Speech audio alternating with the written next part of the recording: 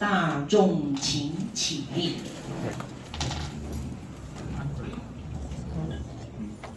大众请向佛一问讯。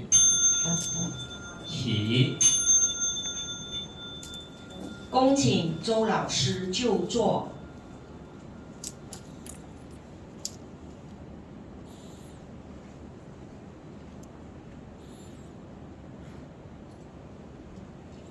大眾請就座。阿彌陀佛。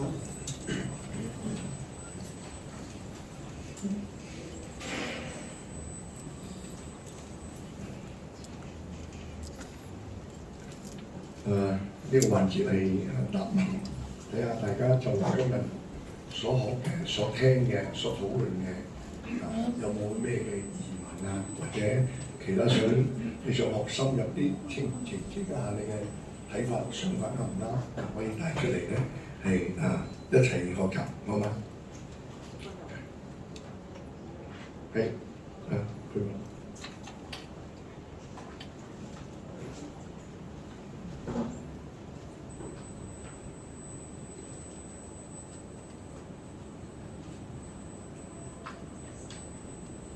尊敬嘅周老師，尊敬的李會長，各位會長，馬港同修，大家下午好，阿彌陀佛。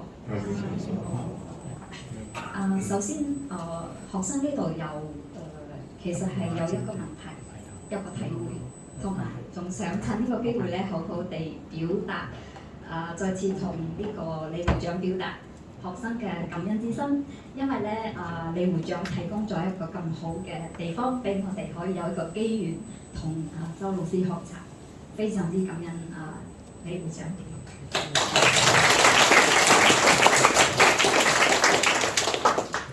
咁喺咁先講嘅學生嘅少少嘅一個體會啦，就係喺呢兩日嘅學習入邊咧，老師將一個即係好複雜嘅一個學佛嘅一個經歷，將佢簡化到俾學生了解，從信解行證咧去明白到其實咧學佛嘅呢個其實呢個過程咧都並唔係學生諗嘅咁複雜嘅。只不過係學生自己迷咗好多地方唔清晰，咁非常之感恩老師將呢兩日將呢個信息咁清晰咁帶俾學生，好多之前比較模糊嘅地方，經過兩日嘅呢個老師嘅講解咧，其實真係清晰咗好多，同埋亦都覺得其實都係簡單咗好多嘅。咁當然係簡單到就係真係一句佛號啦，阿彌陀佛咁樣。咁另外就係今日嘅依個老師教我哋呢個如何在生活中念佛人即係印光大師呢個念佛人的行持。學生呢度有一個提問嘅，即係如果係話一句佛號念到底，可唔可以喺呢度忍人所不能忍，行人所不能行，即係呢個忍辱得呢度去體會呢個一句佛號念到底唔知學生喺呢一度去體會是否正確咧？老師請老師指點。好，呢個問題好好，問得非常好。有好多咧一時聽嘅時間咧。好似明，其實係唔明嘅，因為點解咧？生活中我哋未經過歷練，好似我哋咁樣，我係咪今日先掌握得到咧？唔係咁簡單呢件事。我哋解行明章長期嘅複雜。以前我都好多地方教唔通嘅，知唔知啊？但係你繼續慢慢你會通咗。我或者你忘記我今早講呢個萬法都係阿彌陀佛，但係阿彌陀佛會用唔同嘅形象、唔同嘅現象，記住唔係想佢想咁，係隨順我哋嘅念頭、我哋嘅妄想、分別執着而現出嚟，乃至到當你學佛嘅時候亦隨順我哋嘅除去我哋嘅病根，妄想分別執着所累積嘅一切嘅咩念頭，而家就會現出嚟，讓我哋咧一樣產生呢種乜嘢咧？呢種嘅迷惑，因為我哋冇辦法將佢歸一，因為我哋永遠係相對嘅，處於呢個世界，我哋嘅娑婆世界係相對嘅世界，呢邊係世間法，呢度就係佛法。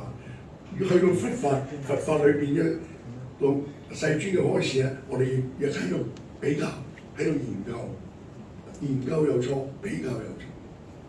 所以點樣先能夠明白咧？咁樣啊，一定要歸一，你要清楚六祖講到清楚啊，異法就唔係佛法，佛法就不異法。我話係好難嘅呢樣嘢理解，但係你學習住先。不異嘅意思係咩咧？就係一體，唔係異，唔係左手同右手。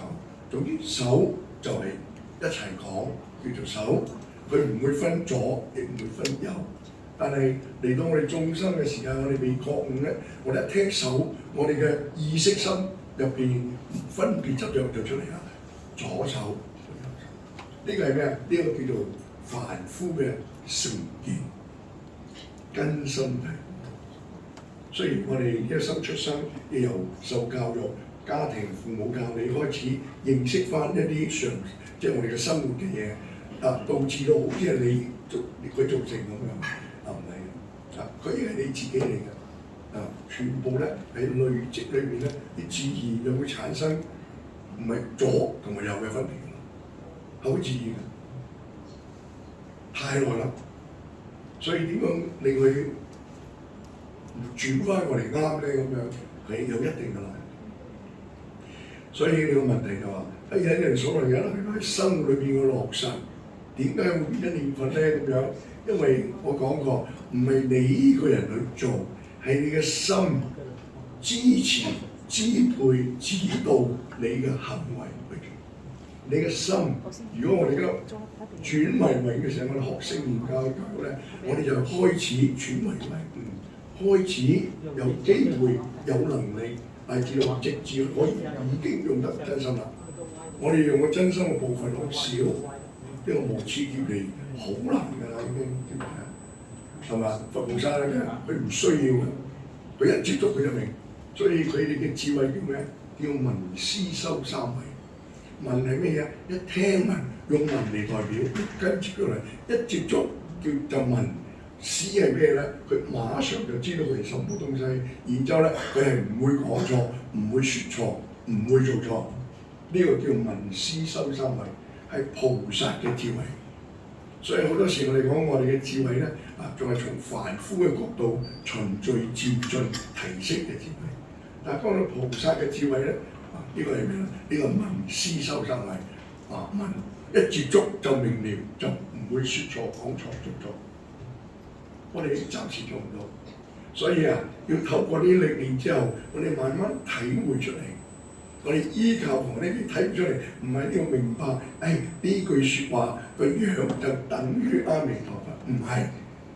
大家要清楚呢一點，係因為啲依教奉行，因戒得定，一定開慧。如果你呢啲逐樣去對，去認住佢咧，呢個咩？呢個唔係嗰種智慧。有啲你做到，有啲你明，有啲你就唔做唔明。佢嘅能力強到點解？未學過佢都識啊！你睇下，六祖根本都未讀過書，點解人哋問佢？哎呀，《法華經》講乜嘢㗎？《涅槃經》講咩啊？講我冇學過啊，我又唔識字，你讀俾我聽啦！有位法達禪師嚟參訪，向佢頂禮啦，個頭點地六祖話：你梗係有啲值得驕傲，你見到我冇頂禮貼地你講俾我聽，你有咩值得驕傲？佢話：我讀咗10年《法華經》，1000部《法華經》1000部唔係10年，1000部《法華經》咁佢點啊？佢值得驕傲，因為睇小你唔識字。咁六祖問佢：咁你講俾我聽，《法華經》講咩咧？唔識，講唔到出嚟。然之後佢叫佢咁你讀出嚟，你背出嚟。我未學過，你背俾我聽。《法華經》有28品嘅經文，呢個法達禪師即係念完第二品，佢話唔使讀啦，唔使念啦，我講俾你聽佢講乜嘢，所以係唔需要學嘅。而家你講緊呢個過程，你嘅提出嘅就話，你仲係用緊意識心，我哋學翻嚟嘅。當然我教你都係教你學，但係我教你，你要依教奉行，你然之後生着智慧，唔學過你都識。要嘅係無所不知、無所不能，唔係要學識，唔係要常識。所以清楚明白啦嘛？但係初學嘅人做唔到，咁點啊？你先依教奉行，依教戒去做嘅時間，因戒開始會有得定，因定你就開始嚟。呢個時間你要知道佢哋係根本就係你嘅心啫，個名唔同啫。知道？好似我哋今日就舉個例子，呢個可以老和尚俾個抽電錶嘅人佢又刮佢兩巴吐口水，別人忍唔到啦，要告佢，要幫你取公道，唔緊要，冇事。佢吐口水好啊，我啱啱想洗面，呢個就係咩？呢個就係忍辱波，佢未學過㗎，係佢自然嘅反應。呢個就咩啊？呢個就聞思修三昧，係菩薩嘅智慧，佢唔會睇錯想錯，明唔明啊？但係佢嘅境界，佢唔可以講俾你聽，唔可以講嘅，因為呢啲會毀謗，因為你識咩人幫你未學過，所以佢唔講。邊個教佢啊？佢嘅師傅叫佢，將來你明咗唔好講，但係需要講嘅時間咧，適可而止，即係話會人哋咧唔服你，會毀謗咗佛法。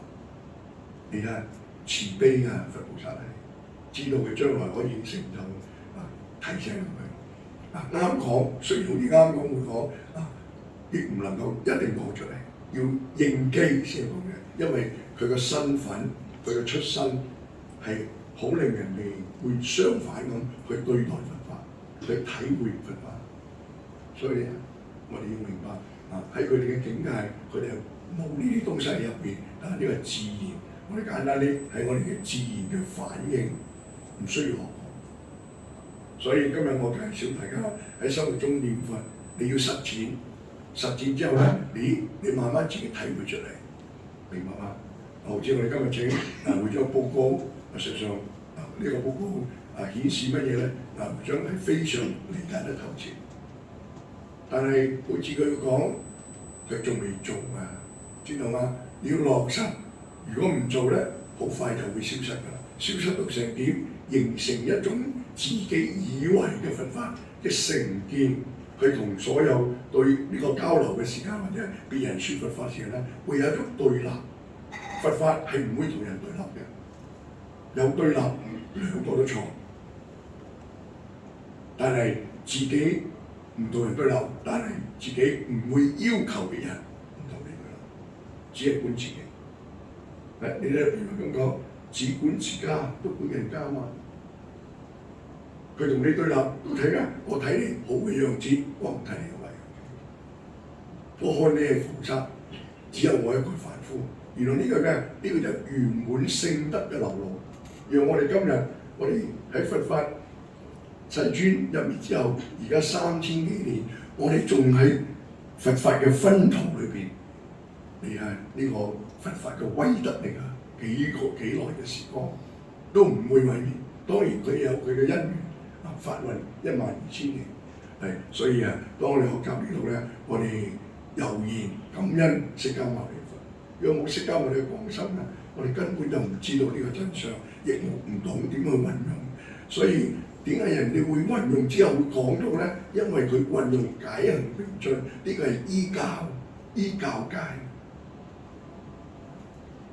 經上講得清楚，我法如是，作如是說，如來所行。亦應隨行，心行，我哋要做啊！淨係得心，淨係解，心都唔到啊！冇講行，明白嘛？所以我哋身口意三業都要喺生活落實，慢慢明白嘅，唔係因為你而家解俾我咧，我知道你咧，我就呢個我而家都係套落去啊！有啲地方你突然間你就喐唔到㗎啦，因為呢個記文之學。嚟借呢個機會同大家講清楚，智慧係點得翻嚟嘅，絕對唔係你今日記得到我講嘅例子，我一模一樣得唔得？理論上得，但係世間上幾多樣子啊？你點睇得晒啊？記住，仲有我哋嘅貪嗔痴慢疑，根未除，一遇佢就起作用。所以憑咩讓我哋唔起心動念、唔分辨、唔執着啊？只有依戒。依戒係個開始，戒有功夫之後得定，你先能夠復得到呢個煩惱。呢個禪定一路深入嘅時間啊，一遇到緣佢就生智慧，生智慧就一接觸就明白，就唔會做錯，唔會説錯，唔會講錯，唔會做錯。呢個菩薩佛菩薩境界，我哋明白對我哋有幫助。點都好，我哋唔忽視我哋嘅種種嘅條件啊，唔同世尊住世嘅時間學佛嘅人，因此我哋好明白，如果用84000法門啦，世尊已經話明受記末法時期，淨只有淨土嘅成就，其他咧唔係冇，億萬人寒一得道，而我哋淨土法門就係萬修萬人去，明白嗎？所以我哋講咁多目的，引導我哋即有一日，我死心塌地念佛，點樣念到底啊？你睇呢個行持表面唔係念佛，你唔識呢個念佛㗎嘛？點解？我話講你甘心覺啊，明唔明啊？覺你就不迷㗎嘛。所以你做嘅嘢出嚟流露出嚟咩？或者叫做六度多波羅蜜，或者叫做戒定慧，或者叫做信願行，全部都係自性嘅流露。呢個絕對唔係常識。所以你點先掌握得到？哎呀，到底咁樣就係同一樣嘢啊！我個唔係學習嘅結論，係開悟啦開始，唔係大悟小悟，開始悟出嚟啦，透出嚟啦。我哋距離佛嘅智慧仲有好長嘅路，但係我哋唔緊張，點解？我哋好快就去西方極樂世界，去到西方極樂世界，我哋一生就成佛啦。所以好短嘅時間，呢個法門啊，殊勝到不得了。我哋去到係咪由幼稚園開始啊？唔係啊，我哋去到皆作唯願之菩薩，係乜嘢啊？古大德點出7地以上嘅菩薩，7地以上仲有幾代啊？5代、6代就成佛啦，明唔明啊？有啲再推進得更高一生補處，一生補處就好似彌勒菩薩嘅位置啦。你話幾快就成佛啦？係咪啊？所以我哋好讚歎呢個法門，我哋咧好渴望早日嘅往生西方極樂世界。所以呢個問題好澄清俾你聽，唔係因為你記住我就以後就你嘅常識。我睇你會就係啱嘅，呢個係啱嘅。又睇底下有一個你唔順眼嗰個，佢唔係，我唔鋸，我唔講你啱唔佛。你知唔知啊？有㗎，知唔知啊？你唔好高估你嘅能力啊，因為你嗰種係常識啊。開悟嗰啲係佢自然嘅流露啊，係自然不同。所以我哋今日呢個氣氛、呢個因緣，大家喺度互相稱讚、互相覺得呢人快，嗰人快，行出去就唔係啦。你信唔信啊？信。你行出去俾人撞鬼啊！你做咩事撞我？你邊個啊你？你唔知我係邊個嘅？行路咁唔小心，係咪啊？點解我瞓唔知去邊度？阿彌陀佛就失去咗咯。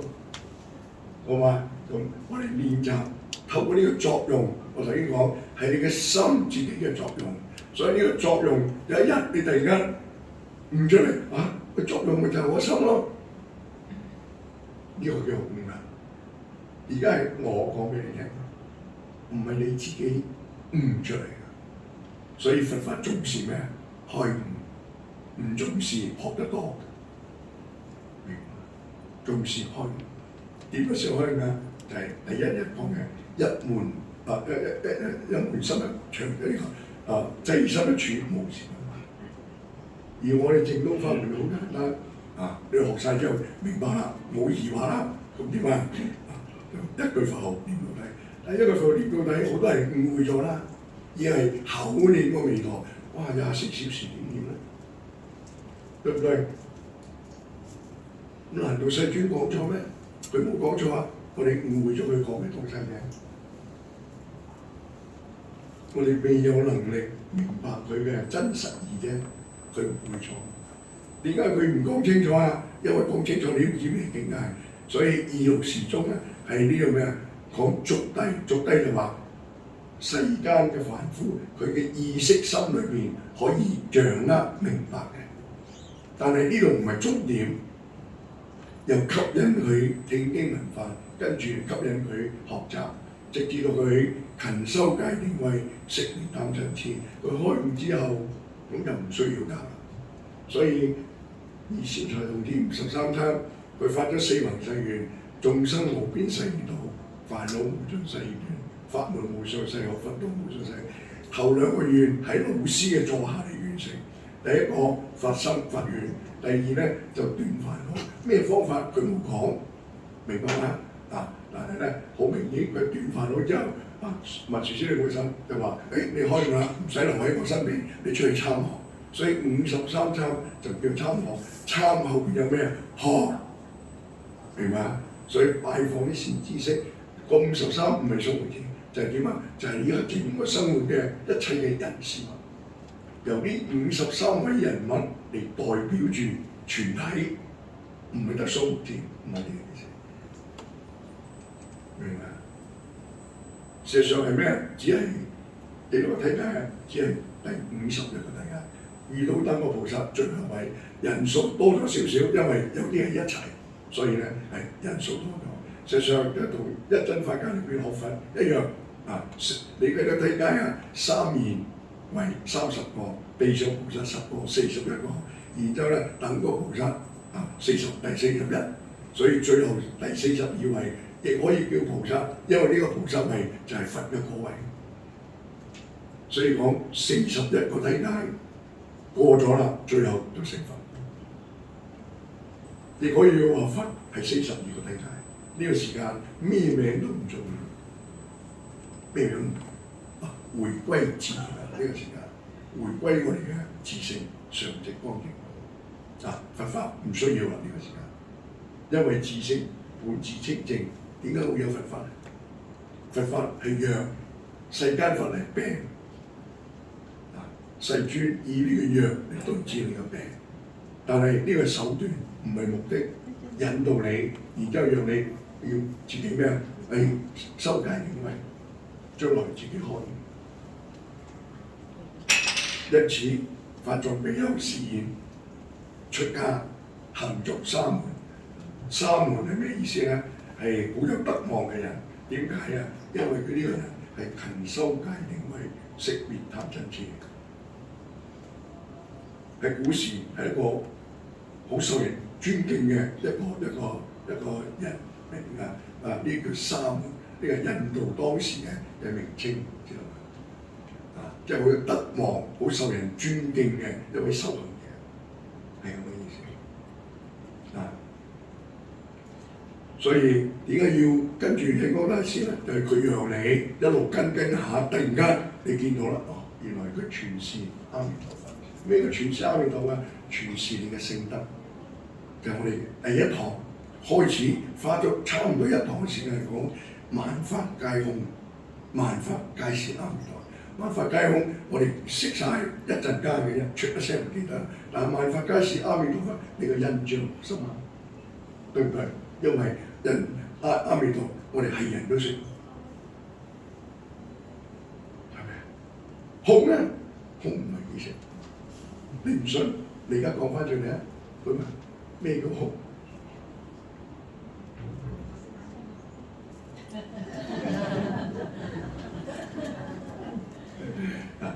如果要你有個空嘅空義講翻出嚟，恐怕你講唔到啦，係咪？明唔明啊？當然你話解釋阿彌陀佛，今日應對得啦，聽日咧聽日一個黑你憎嘅人喺你面前咧，都唔想見佢，個胸又唔知見咗邊度，啱面就入咗邊度。唔好高估你自己，因為點解我哋地獄嗰幾條筋未斷除啊！野火燒不盡，春風吹又生。我哋貪嗔痴慢疑，地獄五條筋我哋未除㗎，一遇完佢就起作用。咁所以咧，我哋要努力修行，希望得到佛菩薩加持，就阿彌陀佛加持你咯。你願意嘅就得㗎啦，你行就得㗎啦。過程梗有高高低低嘅，係有非常之正常。從中吸收經驗，細心學習，提升境界。整個過程我依足我老師教，所以我證明我老師完全係正確嘅，所有佢教我嘅嘢，完全都而家我自己做到出嚟，透到出嚟嘅，非常感恩自己嘅老師。如果遇唔到老法師，根本冇可能，根本冇可能。依自己呢一生有辦法。咁樣答唔答到你問題？而家要做嗰個我哋講個神奇嘅地方，不在於呢一句説話，呢、這個叫引欲波羅蜜，在於你要聽話戒定慧，好唔好啊？得唔得？明白啦嘛？所以呢度亦係一樣，你睇下第19願，你聞到密佛嘅名號，你都要發菩提心，奉行六波羅蜜啊嘛。呢、這個咪就佛語嘅教戒咯。你完全接受之後，因戒就得定，因定開慧。呢、這個時間後邊嗰啲唔使學啦，就出去參學啦。明唔明啊？呢個觀念好重要啊！冇誤會，我聽得一千幾百話，我就佛，我就係佛啦。你誤會咗啦。你嘅冇因戒得定，冇定開慧，你嗰啲佛學常識你好豐富，可以著書立説。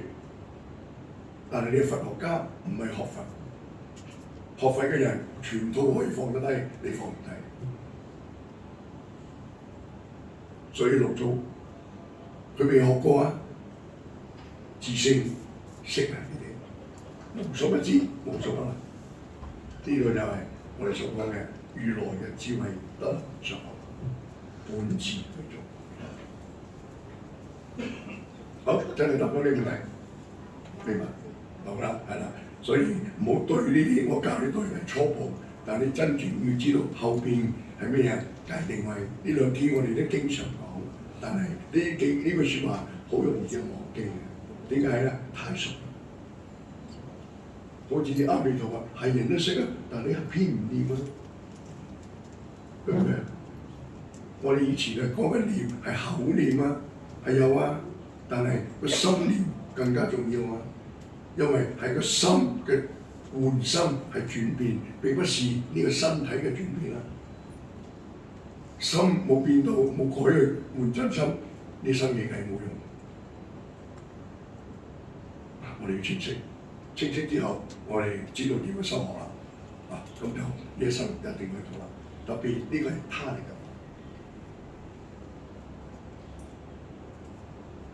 好，既然答咗你。第啲問題，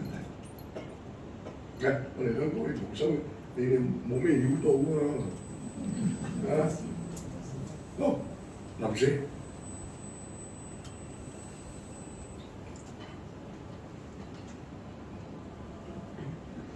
阿彌陀佛，尊敬嘅老師，李會長，各位會長，各位馬港同修，阿彌陀佛。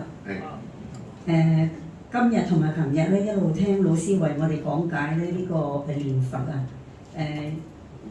聽到今日咧更加明白咧，就係原來我哋一句佛號就係修菩薩道，六波羅蜜原來都喺呢一篇如何在生活中念佛嗰度咧，係可以去學習同埋實踐。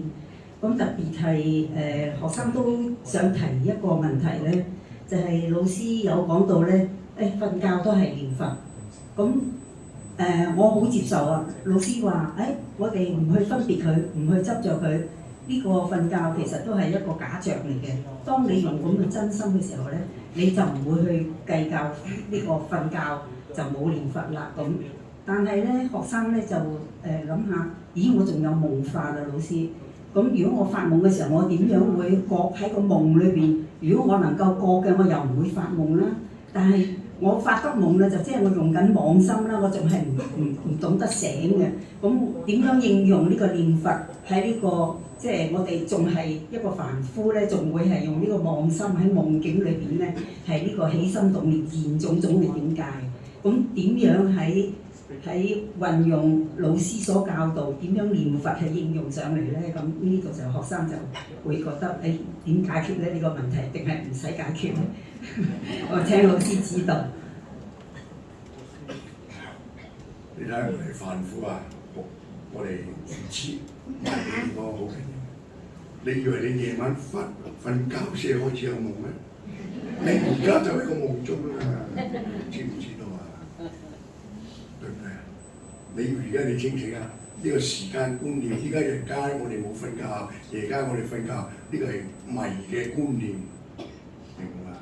實際上而家我哋就咩啊？我哋就係喺夢中啦，已經。所以世尊金剛經講清，一切有為法，如夢幻泡影，如露亦如電，應作如是觀。所以你講咩話？如果真正有功夫啦，就唔會有夢，係咪？咁你點知啊？咁樣你冇夢嗰晚都唔係等於你有功夫啦。冇發夢就冇有功夫咩？係咪啊？咁你都知你發緊夢啦，你仲追逐佢，咁啊呢個咪夢咯？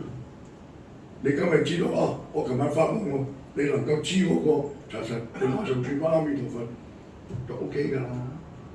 嗰啲功夫純熟到咁嘅時間，呢啲人隨時都可以得㗎啦。呢啲唔係我哋而家嘅階段，但係點解我哋講我哋都係念佛咧？因為呢個係事實嘅真相，我哋要認識清楚，我哋唔好懷疑，唔好夾雜。咁我哋咪要修行咯，修行唔係一日你就去到菩薩個位㗎嘛，知道嘛？咁所以咧，我哋一路練習，對嘛？慢慢你依教奉行，有功夫啦，有功夫嘅時間，呢啲係咪一個妄念咧？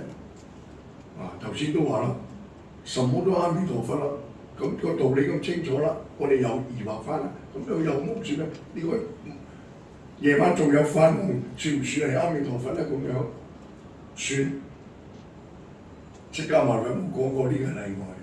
知唔知道？係嘛？但係如果針對我哋嘅內心嘅憂慮牽掛咧，咁又點樣咧？咁你應該放低你嘅憂慮牽掛，繼續依靠奉行，直至到有功夫就可以啦。明白嘛？咁呢點係我哋知道自己而家已經喺夢中，其實我哋夜晚嘅發夢咧係夢入邊嘅夢，明唔明啊？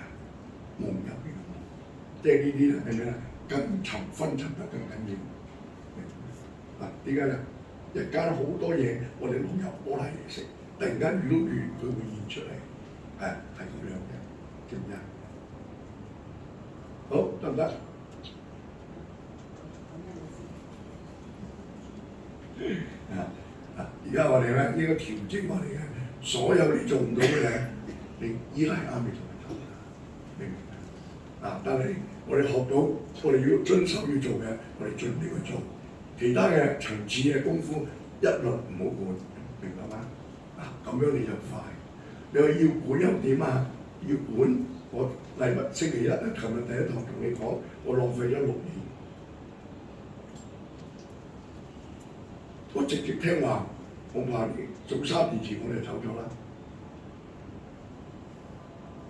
就係因為要研究有啲我認為嘅問題。呢個問題仲諗到好叻，係為別人嘅，唔係為自己嘅，係嘛？自己都未到，為咩咧？唔係呢個為人錯，而係你應該知所嘅先後，邊樣係一定要首要做嘅，係咪啊？所以我忘記咗成咗佛先能夠話圓滿度眾生，明唔明啊？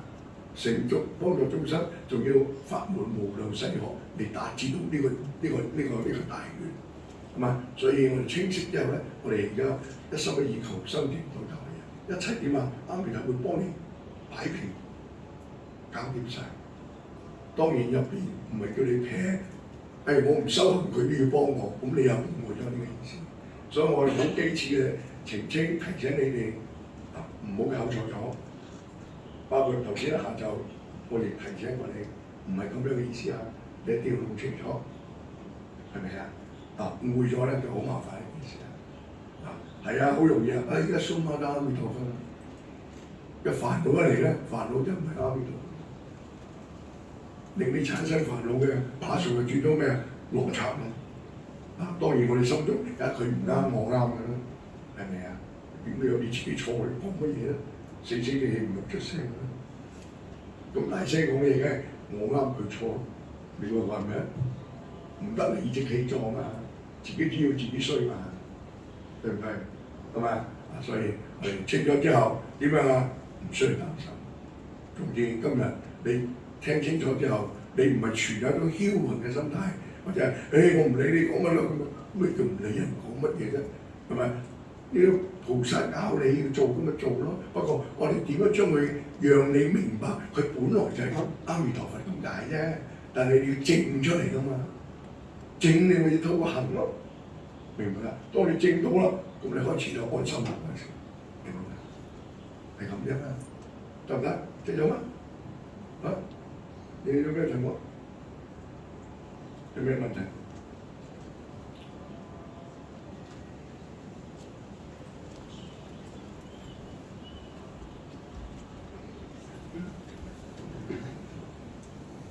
好，你先問。周老師，你好。一般嘅老公公老婆婆啊，你哋係不懂得所謂啲佛學上嘅理念同埋術語啦。不過佢哋係一心念佛，咁是否佢哋係落實緊戒定慧咧？我哋可以話佢係咪做詩詞、達理詞同埋暗合道廟？可以咁講。明白你意思。嗱，老人家唔同啦。而家如果你大年紀啊，我唔知你年紀，你知道我老啦就嚟啦，冇意思冇多啦。呢啲全部唔需要學啊。如果你明白，我真係想求生，執咗個課，但係你要點啊？你頭先講啦，一心一意求生淨土。問題就你能唔能夠係一心一意咧？你要問自己。真正一心一意咧，咩都冇咩妨礙，我唔重視，我唔會介意，明唔明我意思啊？點解啊？我都要極樂世界啦。信來逆來亦好，什麼我都冇意見，明白嘛？咁你需唔需要學呢啲啊？唔需要啦。但係係咪有戒定慧？有，因為係佛教你念阿彌陀佛，知道嗎？好似鍋樓像咁樣，佢師傅第日老話師，即係教你有一句南無阿彌陀佛念到底啦，咁樣佢一生就聽呢句説話，有教戒啊，亦有落實啊，所以佢係有智慧，係嘛？咩智慧啊？如此是智就係智慧，冇智慧點如此是智啊？冇智慧點知自己幾時走啊？但智慧邊度嚟啊？定令到個心安住咗落嚟嘅時間，妄言冇辦法起到作用啦，智慧就自然生出嚟。呢個就係功夫。邊個教佢念㗎？係啊，老和尚佢嘅師傅，所以一樣有戒定慧。只不過呢個手段極之簡單，只係執持都未好。但係關鍵係你一心一意，萬緣已經放下。鍋樓像連呢啲道理都唔識嘅，比我哋更厲害。今日呢位同修問呢個問題，希望你聽懂咗。你如果真係好嚮往極樂世界，唔需要學佢哋學咁多嘢嘅，明唔明啊？一心一意，咩叫一心一意啊？除咗阿彌陀，唔會有咩念頭，因為完全冇啊，唔得嘅暫時，咁唔好理佢咯，唔好理佢，繼續念。但係人哋同你講嘢咪應咯，應完咁咪繼續阿彌陀佛，係咪啊？屋企人唔中意你喺屋企念，話出街念咯。喺心中念都冇問題嘅，唔會妨礙你往生嘅機會。你嘅心想就得，好想好想，記住只能夠單一想阿彌陀佛，專想專念阿彌陀佛，不能夠夾雜任何其他嘅念頭。初梗係再夾雜，唔緊要，你唔好管呢啲。當你想去嘅時間，阿彌陀佛已經知道啦。當你唔想嘅時間，佢都好清楚。所以你真想咧，佢自然就加持你。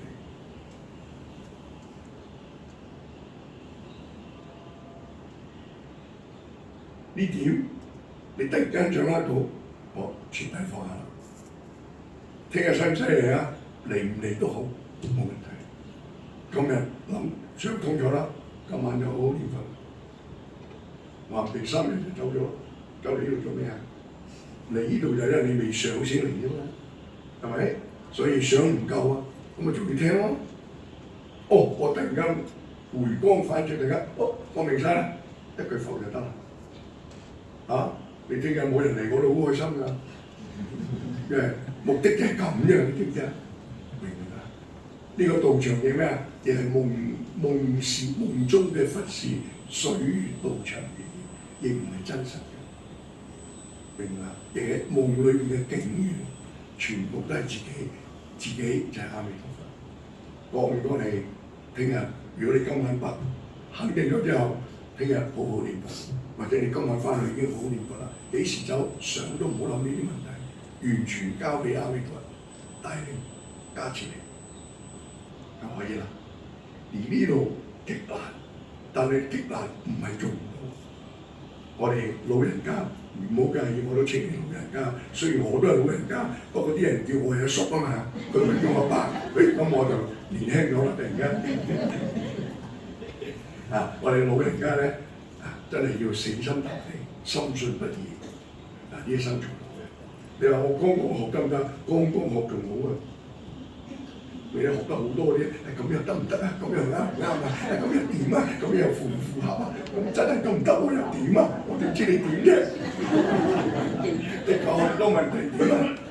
呢啲有排搞，知唔知啊？同埋需要有進步得大，知唔知啊？唔同我哋老咗啦，而家死心塌地咁。我今日咪同你講個説話，我後第4日着咩褲都俾啲人管住嘅，咁好啦，隨得你啦。咁咪接咗咯。我揀佢唔啱佢呢啲揀，佢係個一致通過。話啲人顏色唔得，好啊，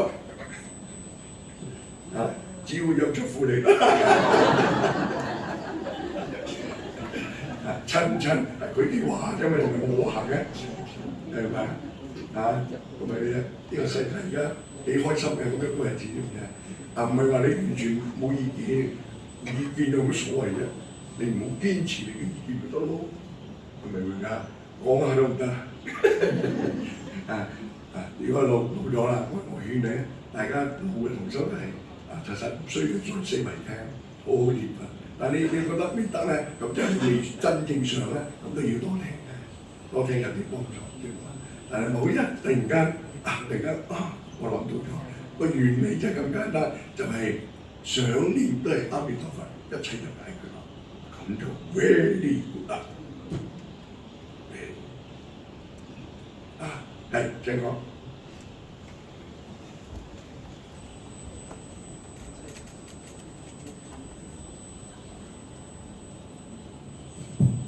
好多啲知識分子啊，着重喺理上，喺理上嘅事情。咁啲所謂啲老公公婆婆有成就嗰啲啊，佢哋係比較着重喺事上。咁樣從事達理啊，其實喺不知不覺中已經達到嘅。咁係咪所謂嘅暗合道了咧？明白你意思啦。你都係高級知識分子啊！原來我哋將理同事分開咗兩樣。點解有人由呢度有事先入嚟啊？啱啱當嘅呢啲就係對高級知識分子講嘅。事理本來就係一啊，就係正知正見，正知正見係智慧同埋有作用係一齊嘅。明白嗎？你同事係個假名，都係講你自己嘅本身嘅性格，知道嗎？明白嗎？有啲係講聖同埋上，明白？聖上理事恩嗰6個層面，滿足我哋啲高級知識分子咧呢種學習嘅心態，好豐富嘅一個好似讀科學常識咁，好開心嘅讀得，係咪啊？咁所以咧，你要聽明白我呢個亦係70幾歲嘅年輕人，經歷咗20幾年之後咧，我死心塌地一句佛號。點解啊？唔死心都唔得，因為個事實真相就係得阿彌陀佛，阿彌陀佛就係自己咯。咁你唔認佢點得咧？對唔對？佢又保證你啊，你持我名號我就接引你咯，對唔對？我哋有信有願嘛，係咪？我哋多咗一樣嘢，鍋爐像可能連信願都唔識，唔使。個原因係點解啊？大家知唔知啊？因為你本來就已經係阿彌陀佛，明白嘛？點解佢要講咁多嘢啊？有啲人我哋廣東話唔過癮㗎，識咁少嘢，要讀到博士先好過癮㗎，知唔知啊？因為啲鹹淡多咗啊，所以講好豐富嘅嘢。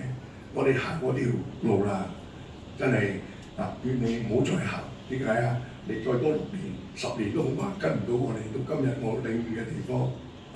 乖乖地、好好地事入你又10次後為咩？你呢個金合道廟都好啦，全是阿彌陀佛呢個4個字嘅啫，知唔知啊？乜嘢理論咩方法都係佢呢度透露出嚟嘅，彰顯出嚟嘅，現出嚟嘅，全部嘅名根本就得佢阿彌陀佛。呢啲係佢嘅別名。用一個例子講俾你聽。點樣叫以金作器，器器皆金？我啲金飾係咪？我唔知你哋萬世人中唔中意買金飾？我哋早年嘅年代，香港人好中意買啲金飾，雖然係飾金，但係唔係咁純，但係你都值錢嘅，可以轉賣嘅。咁咧呢啲咧金係金礦，由金礦淘出嚟，細細啲雜質，有啲純金去做呢啲飾物。但係無論你有幾多件飾物，每一個飾物嘅樣都唔同，佢全部個本質好多就係金啦嘛。但係我哋着咗呢個相，我認為呢個佢做咗12生肖，我中意龍嘅生肖個樣，所以我認為呢個最好。冇啊，價值同埋樣價值都係一樣，都係金，明唔明啊？你話好唔好係你客人嘅心態，係嘛？所以金同器嘅關係係咩咧？就係睇同埋用嘅表現出嚟，係全部都係知性。明白呢度之後咧，佛講啲理咧，我哋明到呢度，讓我可以一句佛執持唔放，足夠啦。呢個就咩？呢個就係最高嘅智慧。只有咁嘅智慧嘅人，先至肯一句佛號念到底。其他嘅古代嘅蓮池大師係咪幾我哋嘅正宗祖師係咪？佢話3藏12部留給別人，吾老矣安分守願，我乜都唔識，平生所慕唯是一句南無阿彌陀佛。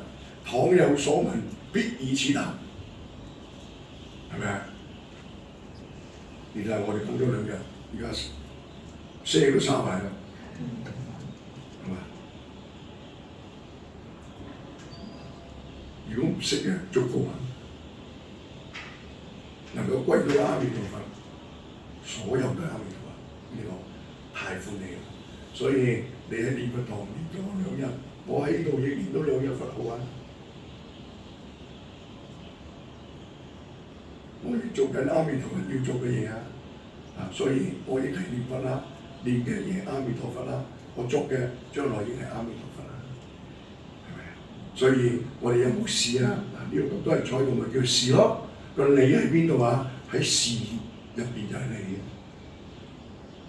嘅，理事係一啊！你明白呢頭呢個佛號幫你搞掂晒呢啲㗎啦。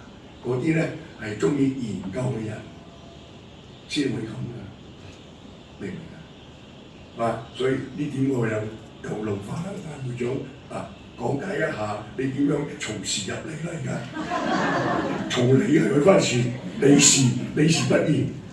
你就接病啊！你又講下你點樣做？做唔做啊？做唔做到啊？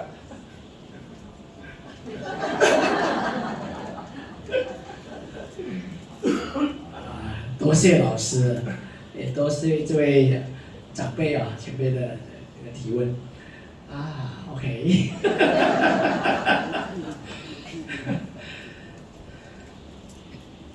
事實上呢，事實就是如此嘛啊，整全體，其實阿彌陀佛是真的啊，阿彌陀佛就是既是理又是事，又是性又是相，又是因又是果，即是即啊，一即是六，六即是一啊，其实呢，整体就是阿弥陀佛。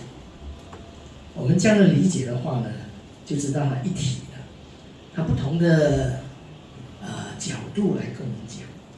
你看，我们有种种的相，对吧？种种的相，对吧？它相里面一定带作事，对吧？它的用啊，是不是啊？那么呢，这些相与事，这个用当中呢，每个人千差万别嘛。你看这个相，我看是相。不一样啊，同样是事，现在听老师讲啊，是吧？哦，你听得怎么样？他听得怎么样？每个听，对吧？那么在你这80天里面，你起心动念可能又分别执着，是不是这样啊？所以啊，这些每个人都有跟事又取向，所以呢，这取向啊、分别啊、执着，你看都在相里面、事里面。对吧？那不知不觉就种下这个因啊、缘啊、果报啊，所以如是因，如是缘啊，实如是嘛，这样一切都是这个样子嘛。那我们一念记住是法界啊，是法界是大的，所以看我们今天在这几天2天听到这时候，我们都在什么念头上是很重要。我听的最多的就是阿弥陀佛，是不是？是不是啊？那你要什么念头？请问大家，你要什么念头？就阿弥陀佛嘛。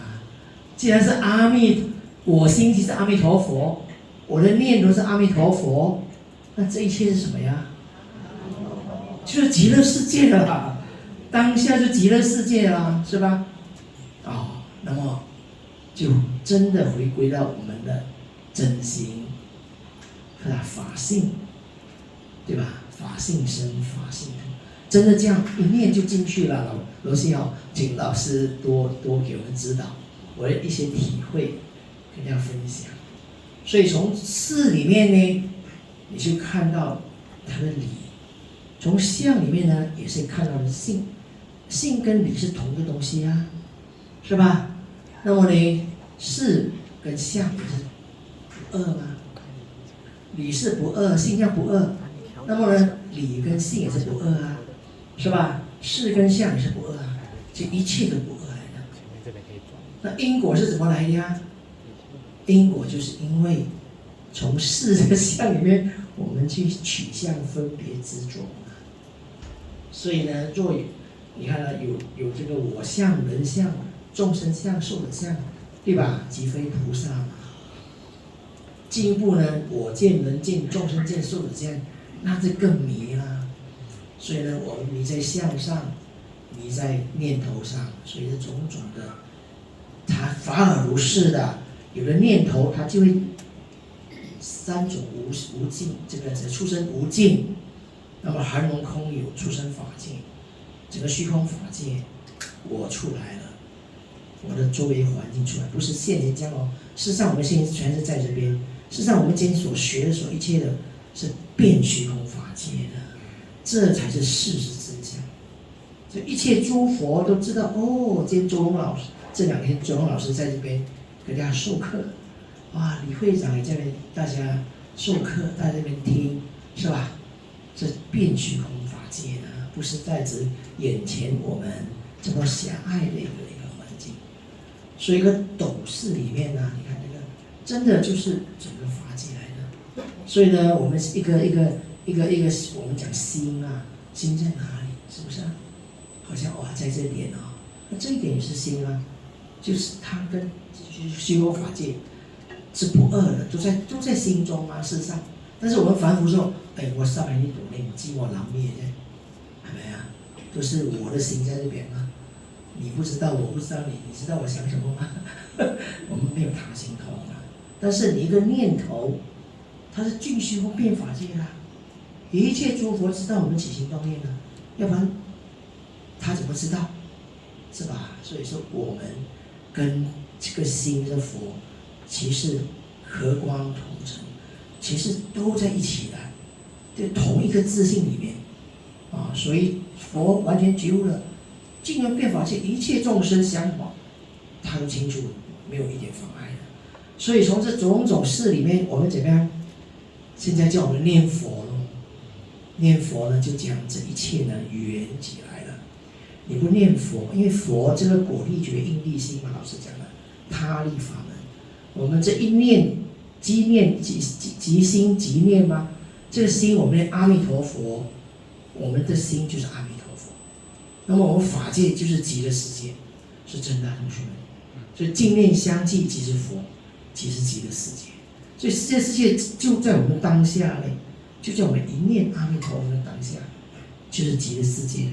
所以我們能夠都攝六根，淨念相繼，我們就是阿彌，就真的將我們的這些妄想被執着全部放下，真的我們就證入了，就看到。就為什麼感覺不到呢？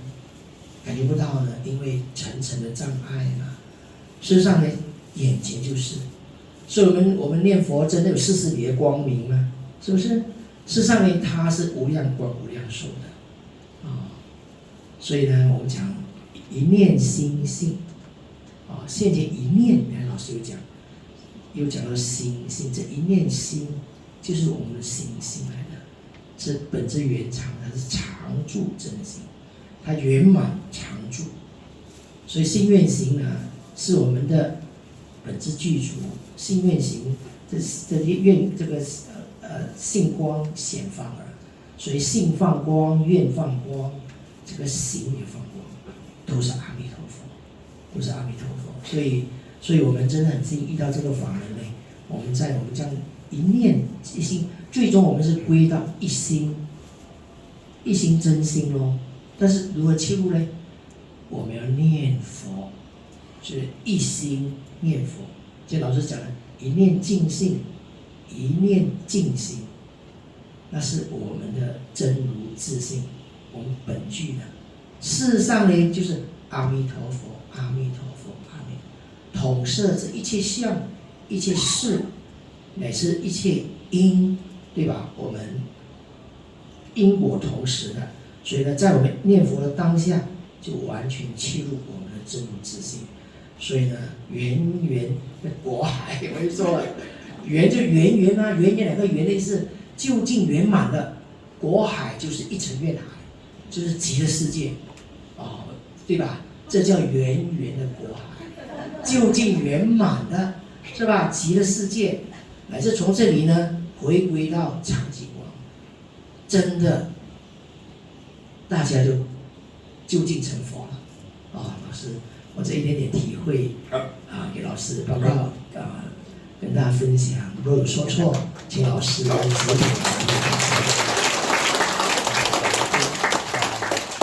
希望可以補充啲之後咧，更加明白嚇。好，咁啊睇好似頭先啲現狀。我喺度有問題。哦，呢樣問題。好。得攞。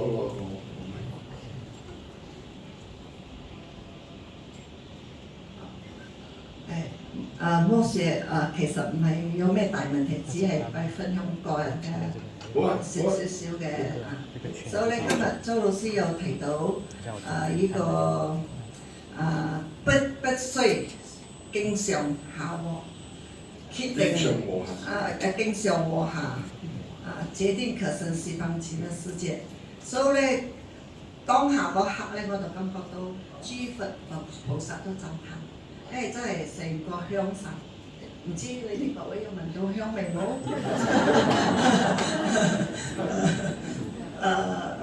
唔係個個都聞得到嘅。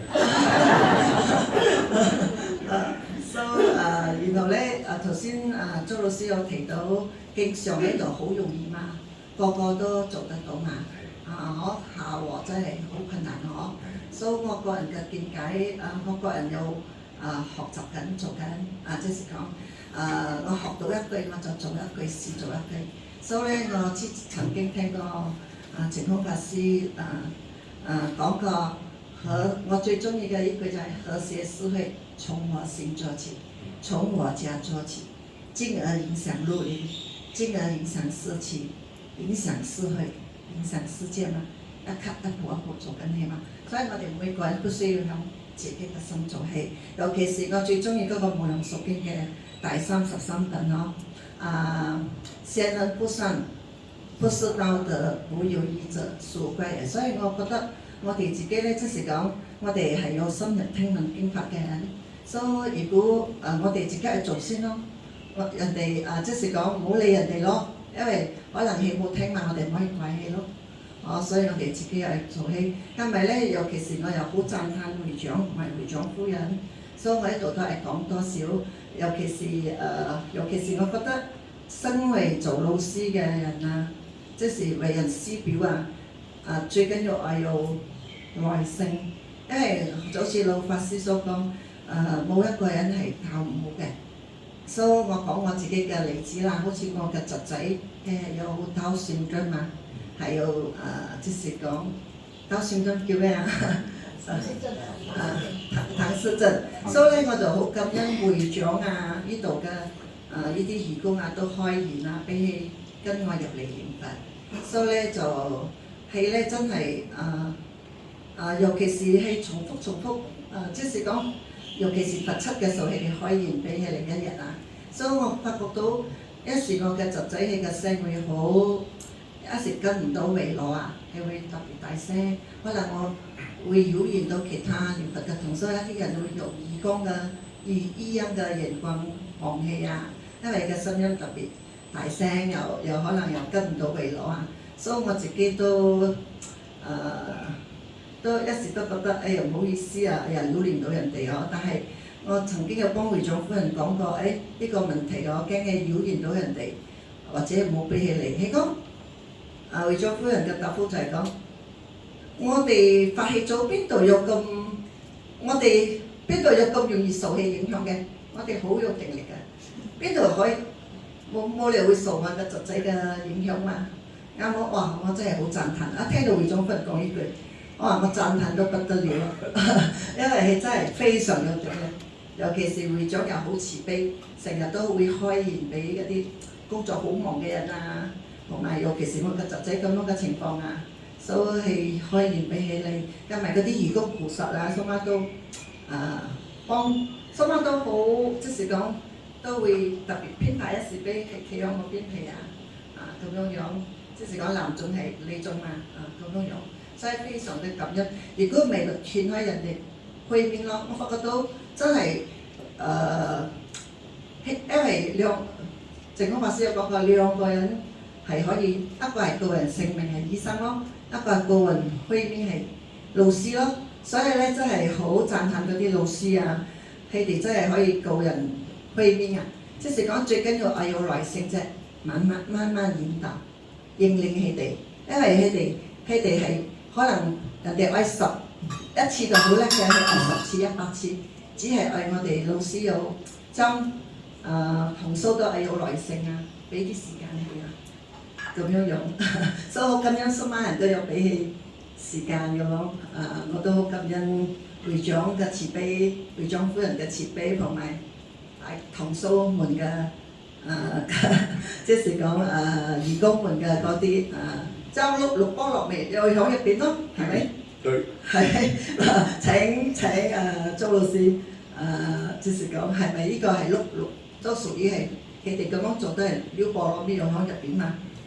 呢個咧係喺個邊度睇咧，成人之美同埋咧係忍辱裏邊，忍人所不能忍，硬人所不能硬。咁至於係咪會念佛咧咁呢一堂之後，我希望大家都會咁樣落實嘅時間，你知道你就係年年都覺就係阿彌陀佛，明唔明啊？所以係好。係好，你個親人嘅姻緣非常好啊！今生嘅事業呢啲業報唔緊要，最緊要能夠轉化得，係嘛？能夠將來突然間明白。我最主要就係講到下喎呢件事。係。頭先老師講最艱難做嘅就係最容易做嘅係上經上，最艱難做嘅下喎嘛。但係我發覺到呢度嘅下喎都做得非常好啊！我哋會長唔係羅德佢嚟嘅，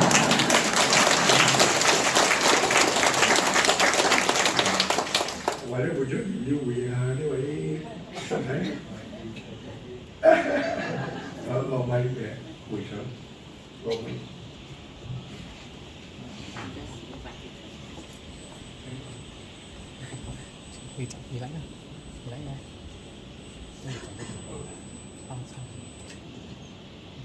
見見周老師、至於會長各位來賓，頭先呢個同修啊所講嘅有言過其實，但係我哋諗得咧，我哋諗有機會嘅去俾人哋，你俾人哋佢會提升，唔單止佢會提升，佢嘅家人會提升，佢嘅親人會提升，終身無邊誓願度呢個就係意思係咁嘅意思。當然我哋唔做得咩，我哋能夠做嘅，我哋盡量呢個機會。所以我睇我哋道場好幸運，嗰啲同修咧個個都好合作，都唔會排斥佢。所以我哋道場人哋打佛七你80-90歲嚟都有。你講咁老嘅唔可以俾嗰個喺呢度往生度不得了咯，係嘛？我哋啲老人家就係一道長志，呢個容易走係咪？後生人冇可能走嘅，真係要時間。所以我哋希望就係咁樣，就係你嚟道場，我哋都歡迎你，希望你有成就，希望你成就，仲有你啲家人、你啲親人、你啲朋友都能夠嚟。呢啲就係我嘅利益，我唔知啱唔啱。多謝大家。好。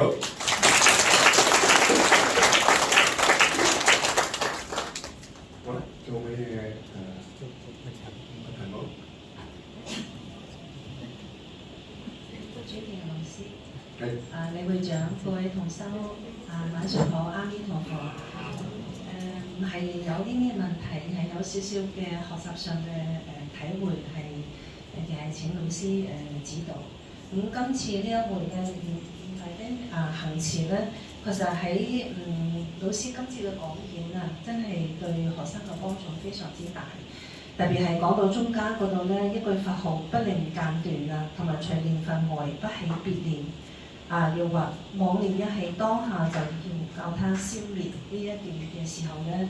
確實一路老師教我哋去落實嘅時候咧，確實係有困難嘅。而呢個困難咧就係好似老師話我哋咧，因為我哋不明嗰個義理我哋仲係用呢個我咧去作為一個中心點變成咗咧，我哋就喺入邊咧係其實同嗰個即產生重重嘅障礙，因為我哋會覺得自己有間斷覺得咧好多時候真係唔係隨念佛外，我哋確實成日都係念，而呢個念咧好多時候都係同自己修學上嘅嗰啲念頭有關嘅總係唔知覺得自己唔知得定唔得咁樣，所以呢一度咧真係好感恩老師咧為我哋咁即係講解得非常之清晰同埋亦都係好讚歎稱歎如來。今日無論係李會長同埋老師咧，其實係將呢一篇念佛日的行持咧，係為我哋係表現咗出嚟。睇到老師咧帶病仲係喺度咧。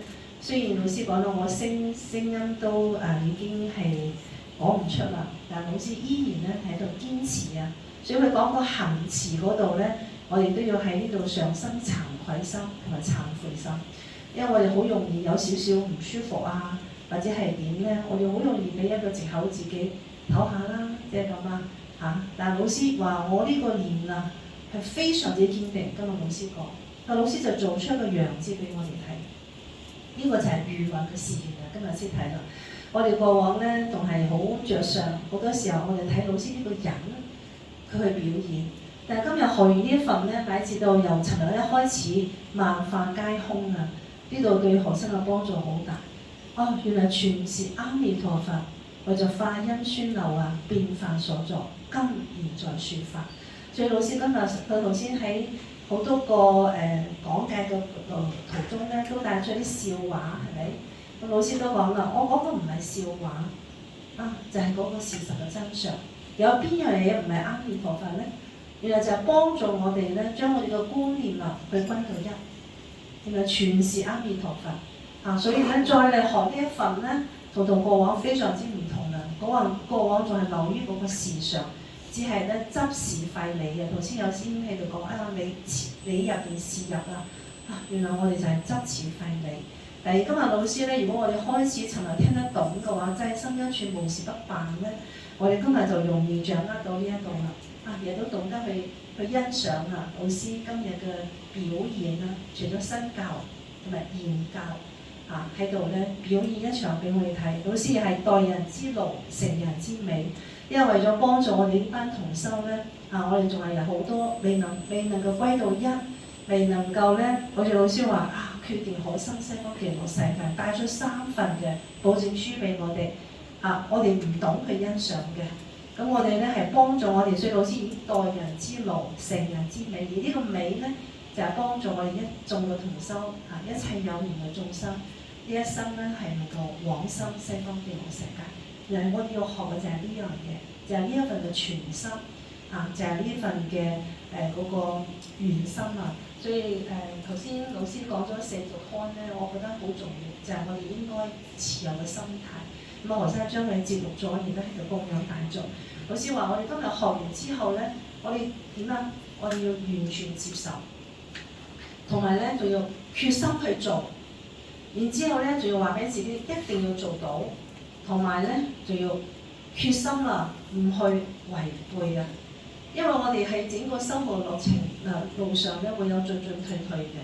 我哋跟隨老師身邊咧，可能大家睇住我哋似個樣啊，其實唔係。我哋就係好多時候咧會失念啦，而呢個失念唔係話忘失咗呢句阿彌陀佛，係忘失咗我哋嘅願心，忘失咗我哋求往生嘅呢個志願，同埋咧對於老師要我哋去喺生活中嘅一啲嘅每個人我哋需要去修正嘅一啲嘅地方，我哋時時都會忘失。啊，原來呢個咧係今日再嚟學嘅話咧，知道啦，因為我哋冇必須嘅，啊，我哋唔認識，原來佢講嘅係我哋嘅真心，就係我哋嘅嗰個一念嘅靜心啊，我哋今天就發現啦，所以好感恩老師啊，幫助我哋啊，讓我哋成就我哋。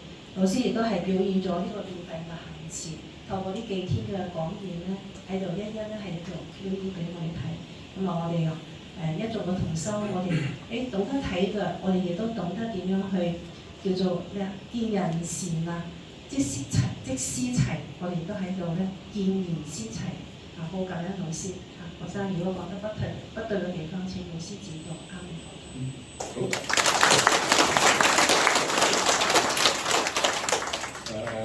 有少少補充啊，頭先已經講咗。實際上呢個我哋嘅學會裏邊已經我哋叫我哋同修去到滾瓜爛熟，喺生活要用得上。咁啊，結果有冇用過咧？應該冇。咁今日咧又聽明白，又好開心，又好似啟悟到啦。翻到去咧又係冇意思。就係我頭先同呢位呢個學會嘅同修所講，個關鍵係戒定慧，所以個必須啊。點解係聖德啊？後邊講嘅戒定慧就係聖德，必須嘅話，你一定要聽我講，持我嘅戒。所以喺《無量壽經》最後付囑彌勒菩薩，彌勒菩薩點講啊？世尊佢最後講咩話？佢話受佛名誨，專精修學，如教奉行，不近不遠。佢嗰度講緊嘅就係戒定慧，就係必須。當然必須嘅廣闊嘅層面就係我哋嘅知識，以下所講嘅就係你嘅聖德。但係點解做得到啊？亦從呢個聖德戒定慧開始，因為有一戒得定，一定開慧，先係真正嘅佛法嘅修學嘅樞紐。冇咗戒定慧，你所學嘅冚唪唥嘅佛學常識，前邊我已經講得好詳細。但呢度啊，我哋今日誤咗一樣嘢，明白仲要檢討提醒自己。我係翻到去點樣做到咧？係咪又係咁樣講咧？然之後可能舉例1年半載之後，又有一個機會，又係地道參學嘅時間，講到呢度咧，我哋又覺，哎呀，我覺得更加明白啦，我明白啦，所以我會做到啦，又係唔做。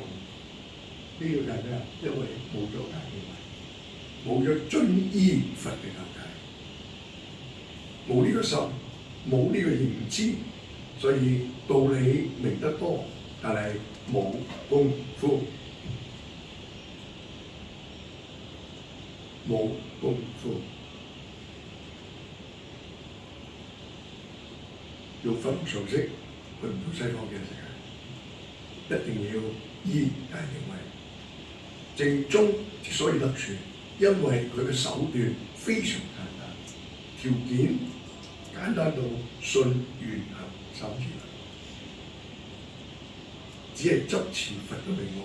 但執持個名號呢一個口念嘅時間，心都係執念，執住點啊？起呢種作用，符合聖德嘅，符合菩薩嘅教誡嘅，呢個就係執持名號。換句講即係話，我而家回頭是我唔再調翻轉望呢個娑婆世界。咁點樣先做到啊？依戒得定，一定開慧。所以印光大師開始講必須。唔淨止我今朝所顯示後邊所講嘅，全部都係我哋自性，亦係全部啱嘅。更重要話，你有冇聽我話啊？你睇下後邊點話，汝可能依我所説而行，唔係你中意行同唔行，你可能依我所説而行，就係教你依戒得定，一定開慧。所以啊，今日即使好歡喜，又提清咗啦，但係問題冇落實喎，所以好快就冇咗啦，係嘛？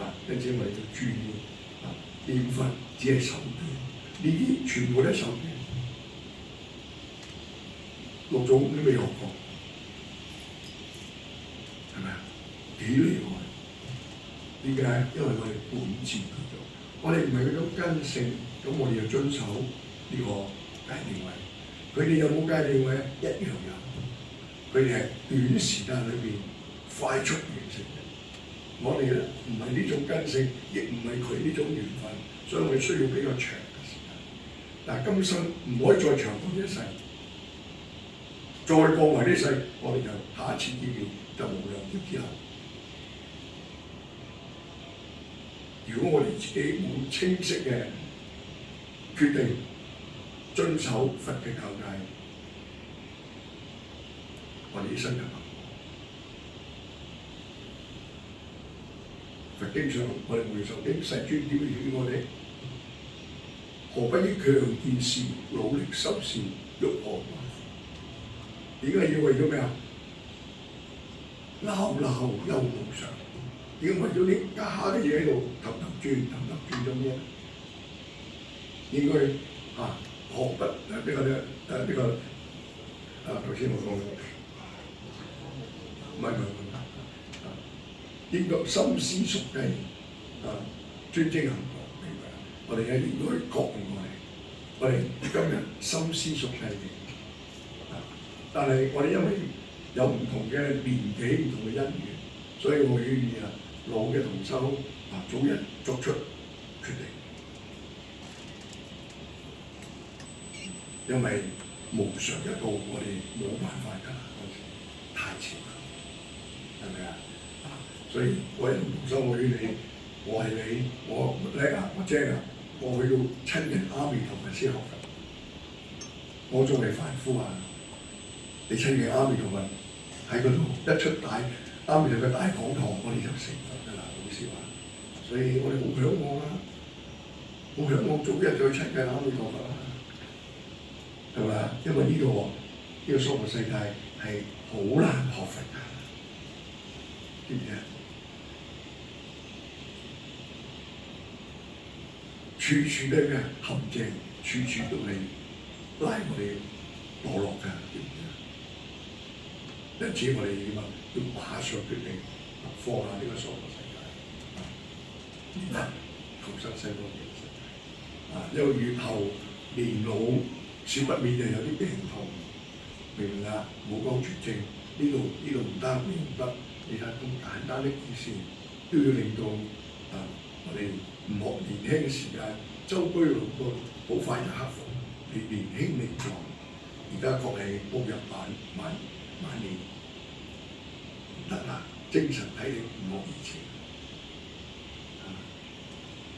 希望大家咧珍惜呢一生嘅姻緣，嚟到呢度不可思議啦已經。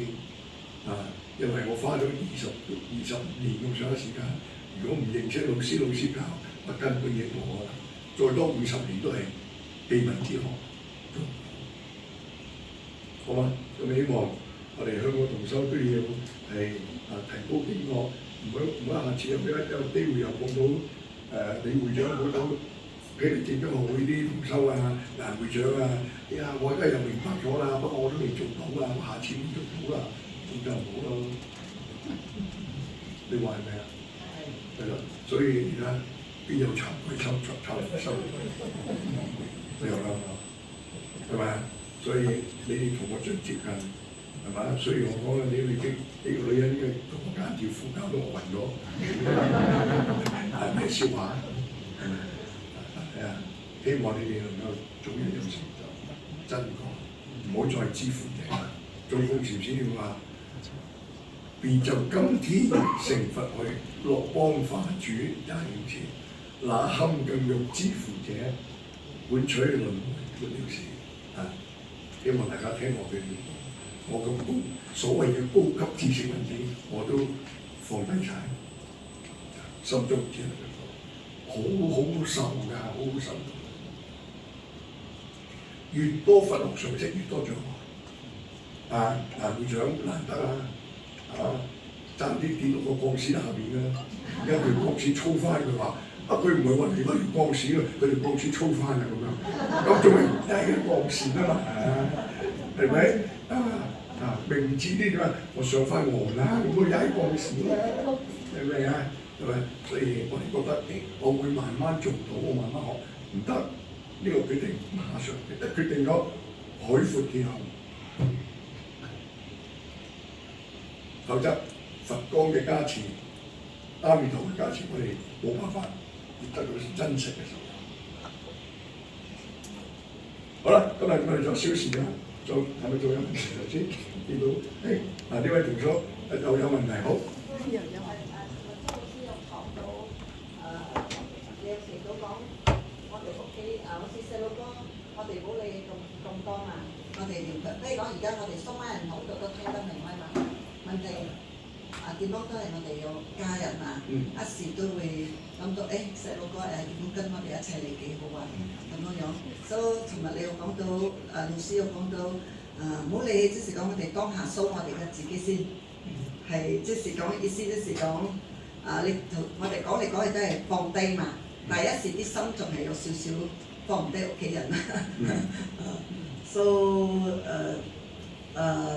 免不了就會如果佢哋跟我哋一齊嚟學得幾好啊，咁樣嗬，所以應該係在座嘅同修都有咁樣嘅，都希望屋企人如果可以一齊嚟啊咁啊，所以如果咁樣嘅情況之下，我哋仲有少少嘅當下係明白講明白，但係問題一時心就有咁樣嘅歧義啊。幾時發生嘅？間中啦，間中。即係過去咗啦。過咗你上去做乜嘢啊？我當下放低。把將個念頭留嚟想阿彌陀佛嘛。琴日學嘅唔記得咗你咧。係啊。你想去做咩啊？係咯。一念又過去，呢念又過去，我就問你幾時啦？係咪？本來沒有，現在沒有。至於呢種希望家人哋都學佛係正確嘅心態，但係隨緣。所以你認識我好幾十年嘅人咧，包括會長咁，你睇我從來都冇勸我太太修學佛，因為佢未信，我唔想令佢生煩惱，明唔明啊？但係我能夠有今日嘅機會，全部係佢嘅成就。佢唔理你，咁你會幾好？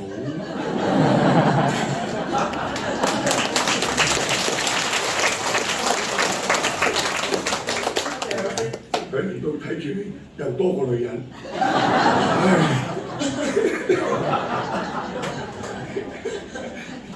着咩衫都冇關。所以隨緣就好啦，即係暫時細嘅食家，佢只有佢嘅因緣，明白嘛？我哋咧想拉埋佢係好嘅，唔係個個都拉得嘅，知唔知啊？拉會反感嘅，知唔知啊？明唔明啊？唔係個個都得嘅。咁你要觀察啊！你唔好趁佢而家乜都唔識啊，跟你又着數啲係咪？你唔好有呢種唔好嘅心，隨其自然就好啦，明唔明啊？係咪？邊個介紹你學㗎咧？不過我就好感恩我嘅老公啊，好似平時我嚟打佛七啊，我嚟呢度有12年啦呀，唔覺係媽咪嘅因緣往生啊，咁樣。我好感恩，我幫我老公請假7日10日嚟打佛七。之前細路哥仲細，咁樣佢都可以proof 我嘅 lift 俾我嚟打佛七，我就係幫佢攞 lift 啫。咁樣好感恩啊！7天，你7天。嚟10日嗰晚。我攞咗25年嘅假。我攞開12年啦。我25年。你唔好管我就得㗎啦，一管7我就唔掂啦。係，真係好感恩啊！佢哋係我哋嘅護法咯，聖眾嘅。而家知道佢係佛。係。而家咪老公可愛啦，老公係阿彌陀佛啦，所以你知唔知佛菩薩喺邊啊？全部都喺你身邊，所以講完之後好開心啊！知唔知啊？蘇媽都係阿彌陀佛，對唔對？好自然㗎啦，呢個時間知唔知啊？多講幾日啊，連續4日有機會㗎啦。但係人係善忘嘅，日日見到周老師咧，就有一種咩？互相嘅因果關係同凝聚力喺度。有老師講經係有一種力量喺度嘅背後，知道係啱唔啱？唔係我。咁呢啲因緣咧，亦唔係我哋呢班人咁少嘅人㗎啦。諸佛菩薩嘅加持，無量嘅因緣。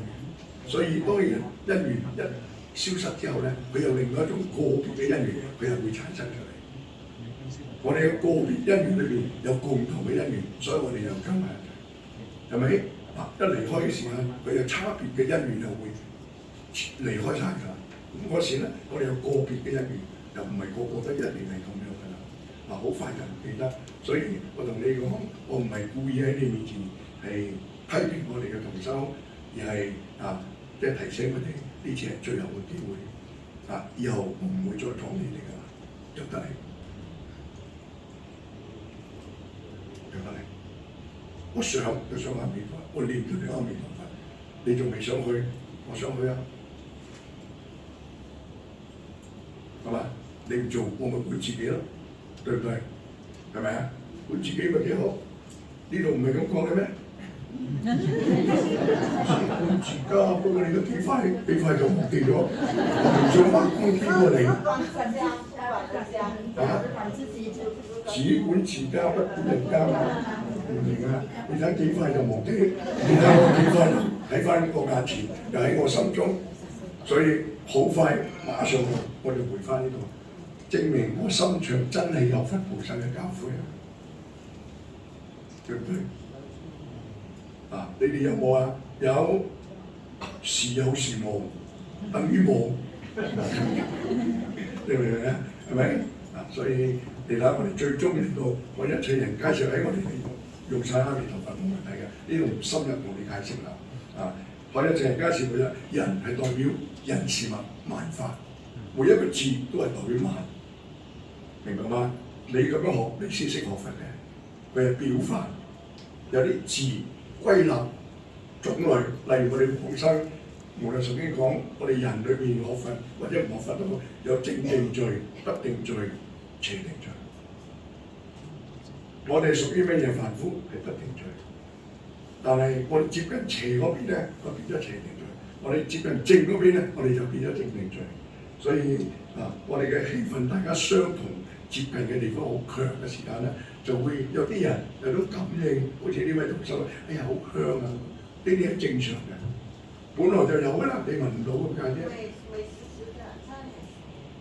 我相信你真係㗎，我相信，因為呢個係好奇嘅事嚟嘅呢啲嘢，唔好覺得好奇，明唔明啊？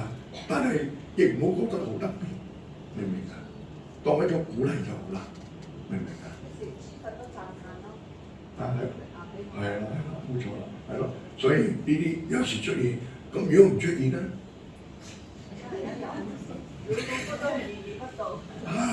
開始啦。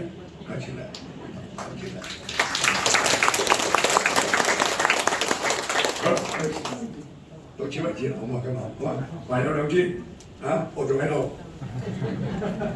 阿弥陀佛，今天的課程圓滿結束，感謝周老師，感謝大家，晚安，大眾請起立